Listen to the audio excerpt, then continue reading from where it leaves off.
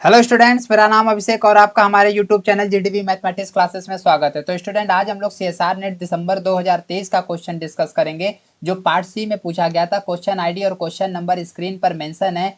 Student, ये real analysis के topic का क्वेश्चन है जो काउंटेबिलिटी ऑफ सेट के कॉन्सेप्ट पर बनाया गया था। तो स्टूडेंट, क्वेश्चन क्या कर रहा है, let A N be a collection of non empty subset of Z such that A N intersection A M equal to empty for m not equal to n.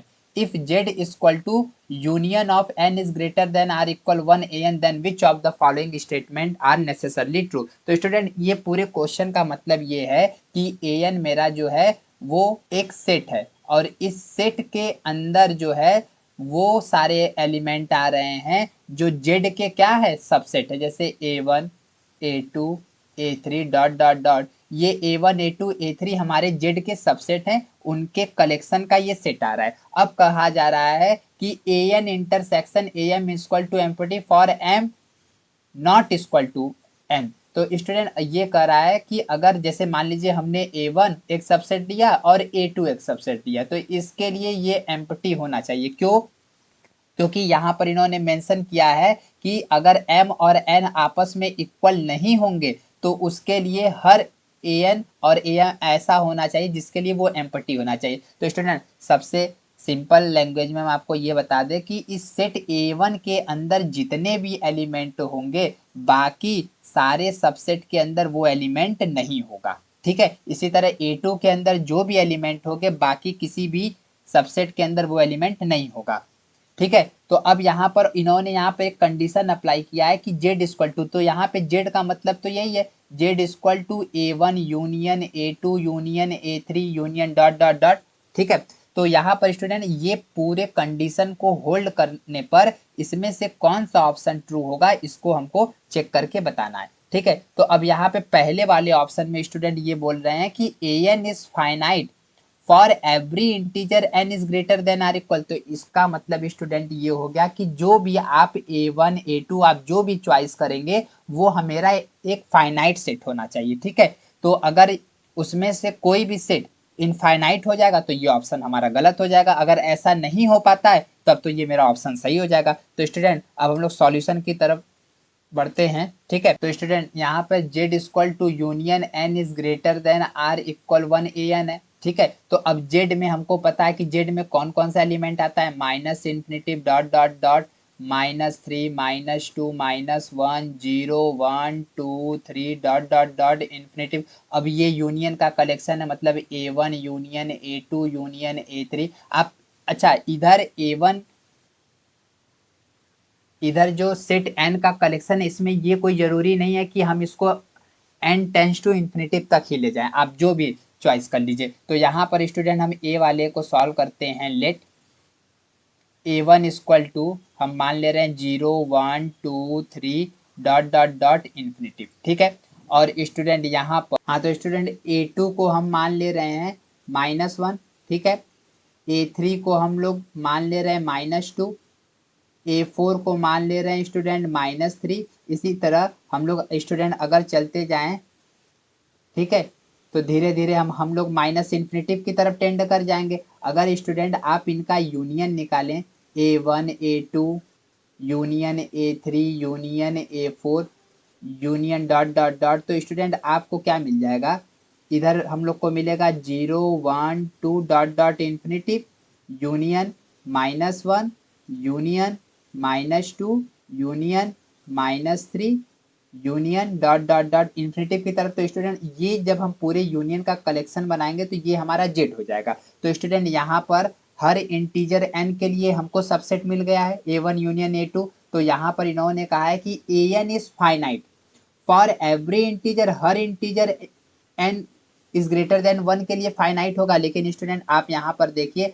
हमको यहाँ पर एक सेट मिला a1, जो ये स्टूडेंट हमारा ये student हमारा क्या है, इनफाइनाइट है। तो यहाँ पर स्टूडेंट उन्होंने फॉर एवरी के लिए बोला था, एक हमको इनफाइनाइट मिल गया, तो हमको ये पता चला कि स्टूडेंट ऑप्शन ए हमारा क्या हो जाएगा, रॉन्ग हो जाएगा। अब बी वाले पर आते, बी वाले पर कह रहे हैं a n is finite for some integer n is greater than. अब ये कह रहे हैं कि कुछ इंटीजर के लिए ए एन हमारा फाइनाइट तो होगा ही। तो स्टूडेंट यहाँ पर बी वाले पार्ट को सॉल्व करें। अच्छा, बी वाले पार्ट में अभी हम ऊपर A1 को क्या चॉइस करे थे, 1 2 3 डॉट डॉट डॉट इन्फिनिटिव तक, ठीक है। अगर स्टूडेंट यहाँ पर हम A2 चॉइस ये कर लें, minus infinitive dot dot dot -3 -2 -1 0, ठीक है। तो स्टूडेंट अब आप यहाँ देखिए कि अगर आप A1 यूनियन A2 निकालते हैं तो पहले A1 वाले को लिख ले 1 2 dot dot dot infinitive union minus infinitive dot dot dot -1 0। तो स्टूडेंट आप यहाँ पे देख रहे हैं कि A1 यूनियन A2 हमारा जेड हो गया, ठीक है। और इन्होंने कहा था कि क्या, an is finite, an finite for some integer, मतलब कोई ना कोई एक ऐसा इंटीजर आपको जरूर मिल जाएगा जिसके लिए an सेट में हमारा फाइनाइट हो जाए। लेकिन आप देखिए हमको दो सेट मिला, A1 और A2, A1 और A2 दोनों हमारे इनफाइनाइट सेट है, ठीक है। तो स्टूडेंट ये पता चला कि हमको ऑप्शन बी हमारा यहाँ पर क्या हो गया, गलत हो गया, ठीक है। अब सी वाले पर आ जाते हैं। सी वाले में कह रहे हैं an is infinite for some integer, किसी न किसी इंटीजर के लिए तो an को इनफाइनाइट होना ही होगा। तो अब स्टूडेंट आइए सी वाले पार्ट को हम लोग सॉल्व करके देख लेते हैं। तो सी वाले पार्ट में स्टूडेंट अगर हम A1 को सिंगलटन जीरो मान लें, ठीक है, A2 को स्टूडेंट -1, 1 ले लें, A3 को स्टूडेंट -2, 2 ले लें, A4 को स्टूडेंट -3, ले लें, और इसी तरह आगे बढ़ते रह जाएं।